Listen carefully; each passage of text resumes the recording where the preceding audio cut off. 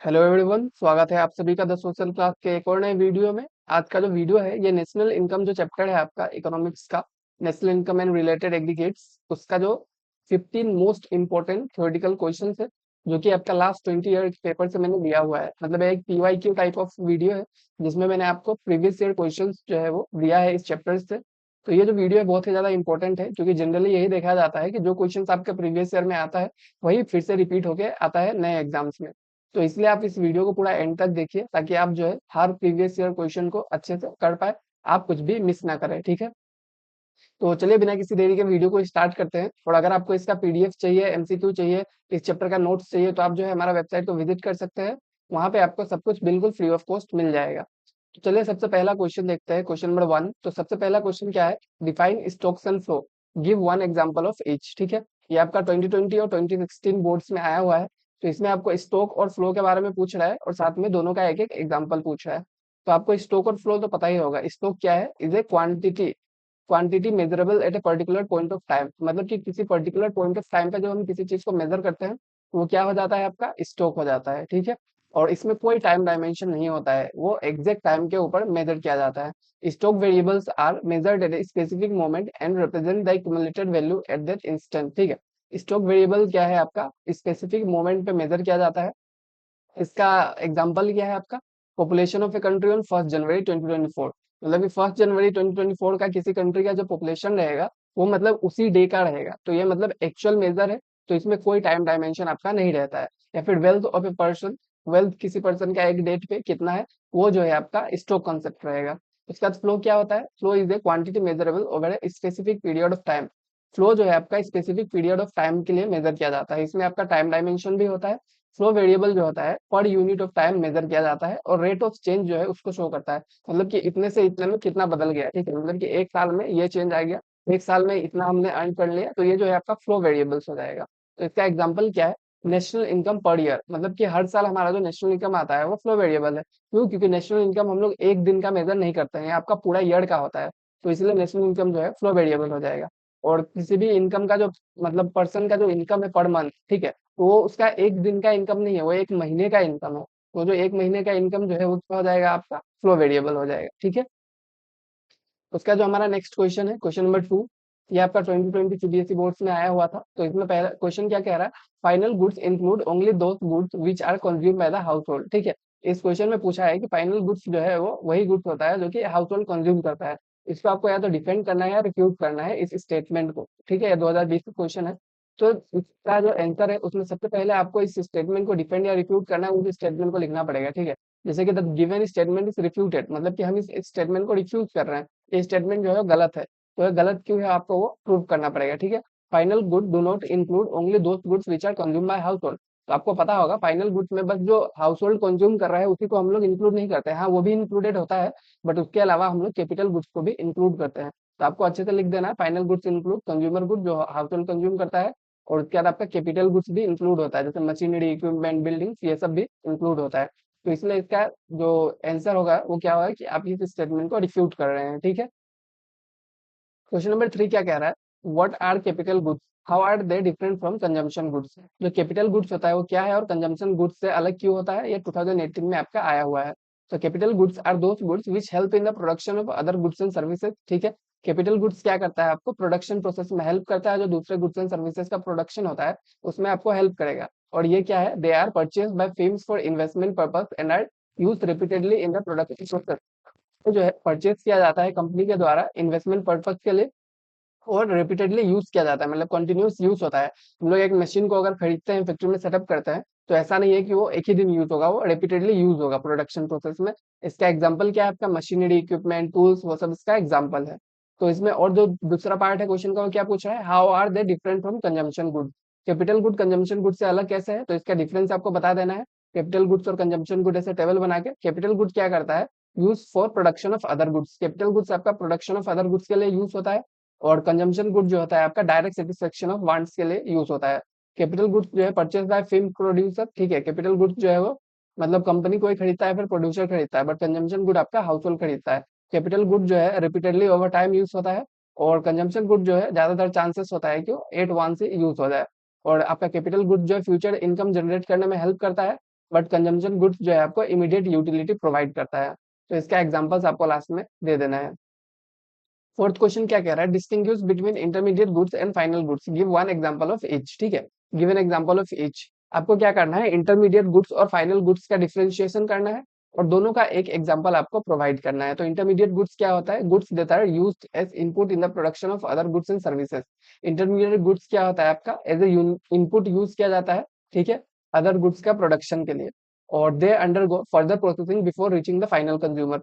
Intermediate goods जो है और भी प्रोसेसिंग के बाद वो फाइनल कंज्यूमर के पास पहुंचता है। बट फाइनल गुड्स क्या होता है, रेडी फॉर कंजम्पशन होता है। ठीक है, फाइनल गुड्स जो है वो कंजम्पशन के लिए रेडी होता है और एंड यूजर जो है उसको डायरेक्ट यूज करता है या फिर इन्वेस्टमेंट पर्पज के लिए फाइनल गुड्स यूज होता है। They do not required any further processing.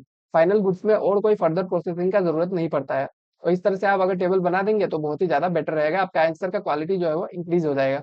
तो use as input in production, और ये फाइनल गुड्स क्या होता है, रेडी फॉर एंड यूज। और intermediate goods undergo further processing, final goods no further processing. और इंटरमीडिएट गुड्स आपका जीडीपी में इंक्लूड नहीं होता है, फाइनल गुड जीडीपी में इंक्लूड होता है। ये काफी इंपॉर्टेंट चीज है, ठीक है। और इंटरमीडिएट गुड्स का डिराइव डिमांड होता है, वहीं पे फाइनल गुड्स का क्या होता है, डायरेक्ट डिमांड होता है। मतलब कि जो ब्रेड है, ठीक है, वो ब्रेड का डिमांड हम लोग डायरेक्ट करते हैं, बट ब्रेड को बनाने के लिए जो आटा है उसका डिमांड हम लोग अगर एज ए रेशनली देखा जाए तो उसका डिमांड जो है प्रोड्यूसर क्यों करेगा, प्रोड्यूसर इसलिए करेगा क्योंकि ब्रेड का डिमांड है। तो उसका जो डिमांड है वो डिराइव होता है, किससे डिराइव होता है, ब्रेड के डिमांड से डिराइव होता है कि आटा के कितना डिमांड रहेगा, ठीक है।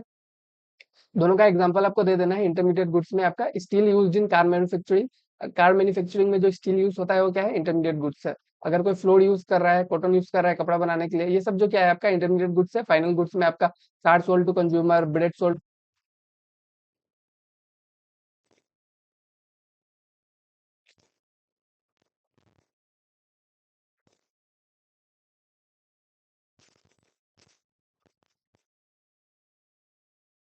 को दो अप्रोचेस बताना है। जो डबल काउंटिंग का प्रॉब्लम है उसको सही करने का। तो डबल काउंटिंग क्या है, the problem of double counting arises when the value of some goods and services are counting more than once while estimating national income. तो डबल काउंटिंग जो है आपका क्या प्रॉब्लम है, जब मतलब गुड्स एंड सर्विसेज का वैल्यू को दो बार काउंट कर दिया जाता है या फिर एक बार से ज्यादा काउंट कर दिया जाता है नेशनल इनकम में। ठीक है, इससे क्या होता है आपका नेशनल इनकम ओवर एस्टिमेट हो जाता है, कि मतलब जितना नेशनल इनकम होना चाहिए उससे ज्यादा हम लोग का नेशनल इनकम को दिखा दिया जाता है। ठीक है, जैसे कि अगर आप इसका एग्जांपल देख ले कि if you count the value of wheat flour and bread separately we will be counting the value of wheat three times. ठीक है, तो मतलब कि जो व्हीट फ्लोर और ब्रेड तीनों का वैल्यू अगर हम लोग अलग अलग काउंट करेंगे तो इसका वैल्यू हम लोग तीन बार काउंट कर रहे हैं। तो ये जो है बहुत ही बड़ा अकाउंटिंग मिस्टेक होगा, इससे हमारा जो नेशनल इनकम है तीन गुना ज्यादा दिखाएगा, बट एक्चुअल में उतना नहीं है। तो इसलिए हम लोग को क्या करना है, कैसे हम लोग डबल काउंटिंग को करेक्ट कर सकते हैं, तो हम लोग फाइनल गुड्स अप्रोच यूज कर सकते हैं। ठीक है, count only the value of final goods, मतलब हम लोग को जो फाइनल गुड्स एंड सर्विसेज है उसी का वैल्यू को काउंट करना है और उसी को नेशनल इनकम में ऐड करना है। तो इससे हम लोग का डबल काउंटिंग का प्रॉब्लम जो है सॉल्व हो जाएगा। उसका जो नेक्स्ट है वो है आपका value added approach. Value added approach में क्या होता है, count only the value added at each stage of production. मतलब हर स्टेज ऑफ प्रोडक्शन में जो वैल्यू एड हो रहा है उसी चीज को हमें काउंट करना है। जैसे कि value added equal to value of output minus value of intermediate consumption. ये जो है आपका फॉर्मूला है वैल्यू एडेड मेथड का। तो इसमें आप देख रहे हैं माइनस कर दिया जा रहा है वैल्यू ऑफ इंटरमीडिएट कंजम्पशन। तो इस तरह से आप वैल्यू एडेड मेथड भी अगर यूज करेंगे तो आपका डबल काउंटिंग जो है वो नहीं होगा। सिक्स्थ क्वेश्चन क्या कह रहा है, circular flow principle is based on the assumption that once expenditure will become others income, explain the given statement. ठीक है, सर्कुलर फ्लो जो है एक प्रिंसिपल पे बेस्ड है, ये आपने पढ़ा होगा। वो प्रिंसिपल क्या है कि once expenditure will become others income, मतलब कि कोई इंसान जो खर्च कर रहा है वो किसी का इनकम होगा। तो ये बहुत ही सिंपल सा स्टेटमेंट है। जैसे कि आपने अगर दुकान में 10 रुपए का कोई सामान खरीदा तो वो दुकानदार का इनकम हो गया 10 रुपए, ठीक है, और आपका वो एक्सपेंडिचर हो गया 10 रुपए। तो आपने एक्सपेंडिचर किया तो दूसरे का इनकम हुआ, और आप का कोई सर्विस है तो कोई और एक्सपेंड करेगा तो आपका इनकम होगा। तो यही जो सिंपल सा लॉजिक है। तो इसमें आपको क्या लिखना है, in circular flow of income the economy operates on the principle of interdependence between different economic units, the statement is explained as follows. ठीक है, ये आपका इंटरडिपेंडेंस को शो करता है। इंटरडिपेंडेंस का जो फैक्टर है कि मतलब सब एक दूसरे पे डिपेंडेंट है। टू सेक्टर इकोनॉमी में क्या होता है, हाउस होल्ड जो है क्या करता है, आपको प्रोवाइड करता है factor services land labour capital के फॉर्म में। ठीक है, फिल्म्स क्या करता है, फैक्टर पेमेंट देता है रेंट वेजेस इंटरेस्ट प्रॉफिट के फॉर्म में। और हाउस होल्ड क्या करता है, इनकम को यूज करता है इसको, मतलब रेंट वेजेस इंटरेस्ट प्रॉफिट जो भी है उसका यूज करके गुड्स एंड सर्विसेज प्रोजेक्ट मतलब खरीदता है। और वही जो गुड्स एंड सर्विसेज खरीदता है तो वही पैसा सिर्फ फिर फिल्म्स के पास जाता है। ठीक है, फिल्म्स जो है उसको एज अ रेवेन्यू कलेक्ट करता है और फिर से वो उनका इनकम बन जाता है, और इसी का फिर से वो हाउस होल्ड को देते हैं। तो यही जो है सर्कुलर फ्लो ऑफ इनकम है, इसी को आपको एक्सप्लेन कर देना है। ठीक है, और उसके बाद आपको और भी कुछ पूछा है क्या? एक्सप्लेन द गिवन स्टेटमेंट, बस आपको एक्सप्लेन करने के लिए कहा है, तो उतना लिखेंगे तो भी चलेगा। उसके बाद आप एक्स्ट्रा भी ऐड कर सकते हैं, ठीक है, कि जो what house hold spend on consumption become revenue income for film, ये सिंपल सा चीज है, ठीक है। What film spend age factor payment become income for house hold, ठीक है। इतना चीज आप अगर एक्सप्लेन कर देंगे तो आपको और अच्छा मार्क्स मिल जाएगा। 7 नंबर क्वेश्चन क्या कह रहा है, while estimating gross domestic product by expenditure method, while estimating GDP by expenditure method, entire focus is on expenditure incurred by the resident of the country. Do you agree with the given statement? Give valid reason in support of your answer. ये 2023 में question आया था, ठीक है, कि जब हम लोग जीडीपी को एस्टिमेट करते हैं एक्सपेंडिचर मेथड का यूज करके, तो हम लोग जो है पूरा फोकस बस आपका एक्सपेंडिचर इंक्योर्ड बाय रेसिडेंट्स, जो रेसिडेंट्स है कंट्री का, वो लोग जो एक्सपेंडिचर कर रहे हैं उसी चीज पे पूरा फोकस रखते हैं। तो आपको क्या इस स्टेटमेंट को ये सही लग रहा है आपको, ये स्टेटमेंट आप एग्री करते हैं या नहीं, पहले इसका आंसर देना है, उसके बाद आपको रीजन देना है आप क्यों ऐसा कह रहे हैं, ठीक है। तो इसका जो आंसर होगा no, I don't agree with the given statement, ठीक है। आप जो है इस स्टेटमेंट से एग्री नहीं करेंगे क्योंकि ये स्टेटमेंट जो है वो गलत है। while estimating GDP by expenditure method, we include all expenditure on domestically produced goods and services regardless of whether they are made by resident or non resident। तो जीडीपी में क्या होता है, हम लोग हर कुछ को इंक्लूड करते हैं, ठीक है, भले ही वो रेसिडेंट ने किया है नहीं किया है। नॉर्मल रेसिडेंट क्या होता है वो मैंने आपको इकोनॉमिक्स का जो वीडियो है उसमें एक्सप्लेन किया हुआ है, एक इसी चैप्टर का एक्सप्लेनेशन है, तो आप वहां पे देख लीजिएगा। तो अगर आप रेसिडेंट है नहीं है उससे फर्क नहीं पड़ता है, आपको क्या करना है, मतलब अगर ये जो आपने प्रोड्यूस किया है इंडिया के अंदर, तो वो इंडिया के जीडीपी में इंक्लूड होगा, ठीक है। इसमें बस रेसिडेंट को इंक्लूड नहीं किया जाता है। तो इसका करेक्ट अप्रोच क्या है, exports are added, they are expenditure by non resident foreigner on goods and services within domestic territory. मतलब कि जो नॉन रेसिडेंट्स है इंडिया में, उन लोग का जो एक्सपेंडिचर होता है गुड्स प्रोड्यूस पे, मतलब सामान प्रोड्यूस करने पे, उसको भी हम लोग इंक्लूड करेंगे, ठीक है। और जो इम्पोर्ट्स है उसको हटा देंगे, ठीक है। This are expenditure by residents on goods produce outside domestic country, मतलब कि डोमेस्टिक टेरिटरी से बाहर का जो गुड्स है उसको जब हम इम्पोर्ट करते हैं तो उस चीज को हम लोग सब्ट्रैक्ट कर देंगे, ठीक है। तो इसका रीजन क्या है, GDP measures the total value of goods and services produce with in the domestic territory, not the expenditure bye resident. तो जीडीपी जो है ना, इसमें आपका ग्रोस डोमेस्टिक प्रोडक्ट, इसमें मेन जो कॉन्सेप्ट है वो आपका डोमेस्टिक टेरिटरी का कॉन्सेप्ट है, ठीक है, कि आपका डोमेस्टिक टेरिटरी के अंदर कोई भी प्रोड्यूस कर रहा है तो वो आपका जीडीपी में ऐड होगा। तो इसमें मतलब वेयर पे फोकस किया गया है, ठीक है। Focus is on where production takes place, not who is spending, okay. उसके बाद क्वेश्चन नंबर 8 क्या कह रहा है, increase in domestic income always lead to increase in national income, do you agree with the given statement. तो जो domestic income है जब बढ़ेगा तो आपका नेशनल इनकम भी बढ़ेगा, तो क्या आप इस चीज को एग्री करते हैं या नहीं करते हैं, वो लिखना है आपको, ये आपका 2021 में आया हुआ है। तो इसका आंसर है I do not agree with the given statement. तो ऐसा क्यों है, क्योंकि an increase in domestic income does not always lead to an increase in national income because, ठीक है, ये हमेशा नहीं होता है, क्यों, क्योंकि national income is equal to domestic income plus NFI है। तो नेशनल इनकम में आपका बस डोमेस्टिक इनकम ही नहीं होता है, net factor income plus abroad भी होता है, ठीक है। तो जब net factor income from abroad जो है उस पर चेंज आएगा तो उससे भी नेशनल इनकम में चेंज आएगा। तो यहाँ पे क्या बोला है कि increase in domestic income always lead to increase in national income, तो ऐसा क्यों नहीं होगा, क्योंकि मान लीजिए डोमेस्टिक इनकम बहुत ज्यादा बढ़ गया बट नेशनल जो net factor income from abroad है वो बहुत ज्यादा घट गया, तो अगर इसका जो घटने का रेशियो इससे ज्यादा है तो जाके आपका नेशनल इनकम पे नेगेटिव इम्पैक्ट ही पड़ेगा। तो उससे फर्क नहीं पड़ता है कि डोमेस्टिक इनकम बढ़ा या नहीं बढ़ा, अगर एनएफआई में भी चेंज आ रहा है तो इससे भी नेशनल इनकम में चेंज आएगा, ठीक है। इसका एक एग्जांपल मैंने दे दिया है, इसको आप अच्छे से समझ लीजिएगा। In this example, despite domestic income increasing by 40 crores, national income decreased by 5 crore due to a significant fall in NFI from 60 to 15 crore। ठीक है, NFI जो है 2023 में, मान लीजिए एक हाइपोथेटिकल एग्जांपल है, तो डोमेस्टिक इनकम आपका 160 करोड़ था, एनएफआई है 60 करोड़ था, टोटल टोटल आपका 220 करोड़ था। अब उसके बाद अगर 2024 में देखा जाए, डोमेस्टिक इनकम जो है बहुत ज्यादा बढ़ गया, 200 करोड़ हो गया, ठीक है, 40 करोड़ का इंक्रीज देखने को मिला है। बट एनएफआई जो है 60 करोड़ से सीधा 15 करोड़ पे आ गया, मतलब 45 करोड़ का डिक्रीज देखने को मिला है। तो इसमें क्या हो गया, आपका 5 करोड़ कम गया, सिंपल सा लॉजिक है। तो इसलिए हम लोग को ये चीज समझ में आना चाहिए कि डोमेस्टिक इनकम की वजह से आपका नेशनल इनकम बढ़े वो जरूरी नहीं है। 9 नंबर क्वेश्चन क्या कह रहा है, what are 4 precautions that should be taken while estimating national income by income method. जब हम लोग इनकम मेथड से जो आपका कैलकुलेट करते हैं नेशनल इनकम, तो हमें क्या क्या प्रिकॉशंस लेना है, ये आपका टर्म 2 में आया था, 2021-22, मतलब कोविड के टाइम में आया था क्वेश्चन। तो इसमें 4 मेन प्रिकॉशंस आपसे पूछा है। तो वो क्या है आपका, इंक्लूड ओनली फैक्टर इनकम, हमें बस फैक्टर इनकम को ही इंक्लूड करना है, मतलब कि जो सर्विसेज प्रोवाइड करने के बाद जो हमें इनकम मिलता है, जो कि आपका वेज, रेंट, इंटरेस्ट, प्रॉफिट, ये सब है, इनको ही बस हमें इंक्लूड करना है। ट्रांसफर पेमेंट जैसे कि पेंशन हो गया, अनएम्प्लॉयमेंट बेनिफिट हो गया, उसको इंक्लूड नहीं करना है। हमें डबल काउंटिंग नहीं करना है, नहीं तो हमें एक्चुअल नेशनल इनकम का फिगर नहीं मिल पाएगा। और साथ में जो सेल्फ कंजम्पशन है उसको इंक्लूड करना है, ठीक है। Include imputed value of self consumption production. Imputed value मतलब कि जो प्रोड्यूसर देता है, ठीक है, जिसके लिए वो पैसा चार्ज नहीं करता है। जैसे कि अगर मेरा खुद का कंपनी है और मैं उस कंपनी को अपने रूम से चला रहा हूँ, ठीक है, तो ये जो रूम है अगर मैं कहीं और लेता तो मुझे इसके लिए पे करना पड़ता, बट मैं अपने रूम में हूँ तो मुझे रेंट नहीं पे करना पड़ रहा है, बट इसका वैल्यू भी नेशनल इनकम में ऐड होगा, ठीक है, जितना रेंट होना चाहिए उतना ऐड किया जाएगा। उसके बाद exclude illegal and wilful income. जो इलीगल इनकम है, जैसे चोरी चकारी करके जो पैसा कमाया, उसको हम लोग नेशनल इनकम में ऐड नहीं करेंगे। और साथ में जो लॉटरी हो गया या फिर ड्रीम इलेवन जैसे ऐप से जीता हुआ पैसा हो गया, उसको जो है आप ऐड नहीं कर सकते हैं, ठीक है। मतलब वो सब क्या हो जाता है, आपका विंडफॉल इनकम में आ जाता है, कि जो कि आपको सडनली मिल जाता है, तो उसको हम लोग ऐड नहीं करेंगे। क्वेश्चन नंबर 10 क्या कह रहा है, describe the expenditure method of calculating GDP at market price. आपको एक्सपेंडिचर मेथड को एक्सप्लेन करना है। ऑल इंडिया 2015 का क्वेश्चन है, ठीक है। आपको एक्सपेंडिचर मेथड को यूज करना है और जीडीपी का जो कैलकुलेशन है उसका प्रोसेस को एक्सप्लेन करना है। तो आपको क्या करना है उस आंसर को लिखने के लिए, the expenditure method measure GDP by adding a final expenditure. आपको सबसे पहले ये बताना होगा कि एक्सपेंडिचर मेथड में क्या होता है, आपको फाइनल एक्सपेंडिचर को ऐड कर दिया जाता है, उसी से आपका जो मतलब जीडीपी को निकाला जाता है। तो इसमें स्टेप्स आपको दे देना है। सबसे पहले आपको इकोनॉमिक यूनिट्स को आइडेंटिफाई करना पड़ेगा, house hold, private sector, films, उसके बाद गवर्नमेंट और रेस्ट ऑफ द वर्ल्ड। ये आपके 4 सेक्टर्स है, इसको आपको आइडेंटिफाई करना है। उसके बाद क्लासिफाई करना है फाइनल एक्सपेंडिचर को, पीएफसीई, प्राइवेट फाइनल कंजम्पशन एक्सपेंडिचर। उसके बाद ग्रोथ डोमेस्टिक कैपिटल फॉर्मेशन, ठीक है, इन्वेस्टमेंट एक्सपेंडिचर की बात कर रहे हैं यहाँ पे।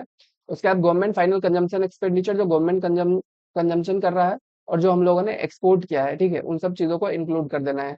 तो इसलिए हम लोग को सारा जो फाइनल एक्सपेंडिचर है उसको क्लासिफाई कर लेना है कि कौन कौन सा कैटेगरी में आएगा। उसके बाद आपको क्या करना है, GDP at market price calculate कर देना है, ये वाला फॉर्मूला लगा के, GDP MP equal to C plus I plus G plus X minus M. तो आपका जो आंसर है वो इजीली निकल जाएगा। तो क्वेश्चन नंबर 11 क्या कह रहा है, GDP does not give us clear indication of economic welfare of a country, defend और रिफ्यूट द गिवन स्टेटमेंट। मतलब जीडीपी जो है आपका क्लियर इंडिकेशन नहीं देता है इकोनॉमिक वेलफेयर का किसी भी कंट्री का। इस स्टेटमेंट का आपको डिफेंड करना है या फिर डिफ्यूट करना है। तो इसका जो करेक्ट आंसर है वो डिफेंड करना है, ठीक है। जीडीपी एंड वेलफेयर करके आपका टॉपिक है नेशनल इनकम के चैप्टर में। उसमें आपको ये चीज अच्छे से बताया गया है कि जीडीपी जो है आपका क्लियर पिक्चर जो है नहीं दिखाता है इकोनॉमिक वेलफेयर का।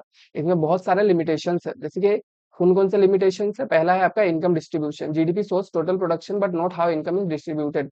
ठीक है, जीडीपी जो है टोटल प्रोडक्शन को दिखाता है बट इनकम कैसे डिस्ट्रीब्यूट होता है उस चीज को नहीं दिखाता है। कोई आदमी बहुत अमीर है, कोई आदमी बहुत गरीब है। नॉन मॉनेटरी ट्रांजेक्शन को जीडीपी नहीं दिखा पाता है, ठीक है। जैसे कि कोई हाउस होल्ड वर्क कर रहा है, कोई वॉलंटियर सर्विस दे रहा है, तो इन सब चीजों को इंक्लूड नहीं किया जाता है। क्वालिटी ऑफ लाइफ को जीडीपी नहीं दिखा पाता है, वो बस इकोनॉमिक वेलफेयर को ही दिखा पाता है।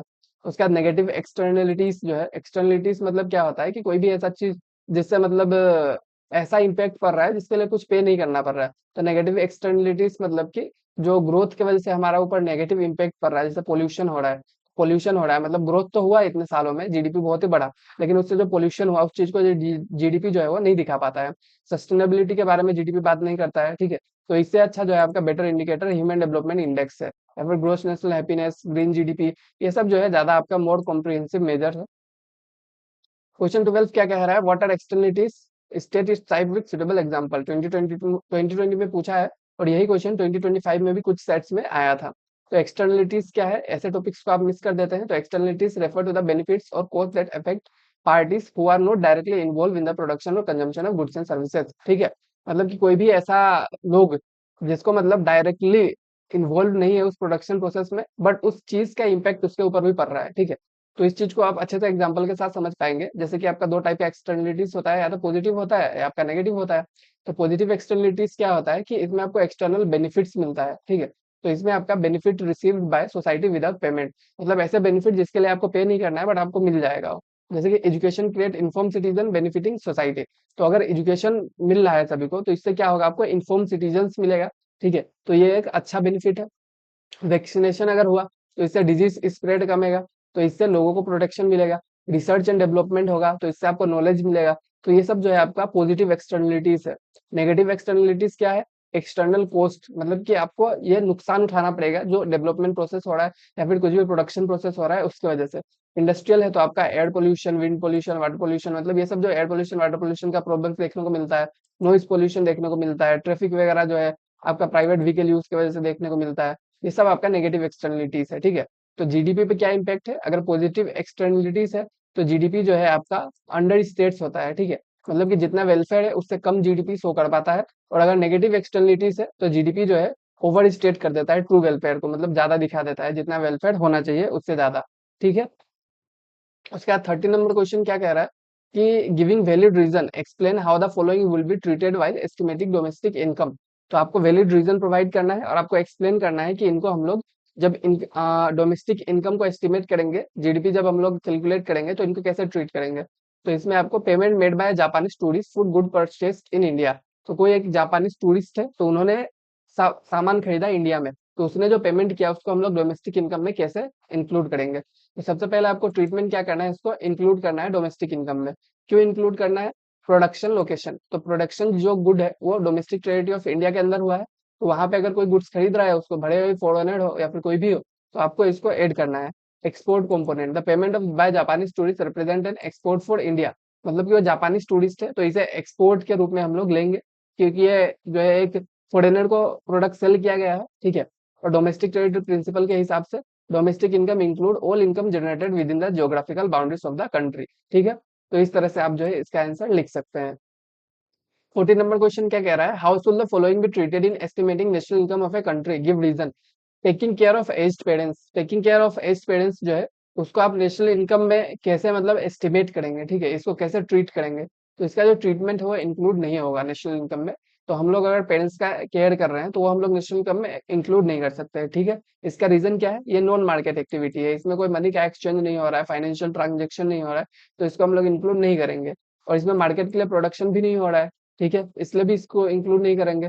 और साथ में डिफिकल्टी इन वैल्यूएशन, तो इसका वैल्यू हम लोग कैलकुलेट नहीं कर सकते हैं। ठीक है, कि आप पेरेंट्स का टेक केयर कर रहे हो तो उसकी वजह से कितना वैल्यू क्रिएट हो रहा है। साथ में एक सेल्फ कंजम्पशन सर्विस है और इसमें कोई फैक्टर पेमेंट नहीं है, तो इसलिए इन रीजंस की वजह से हम लोग इसको इंक्लूड नहीं करेंगे।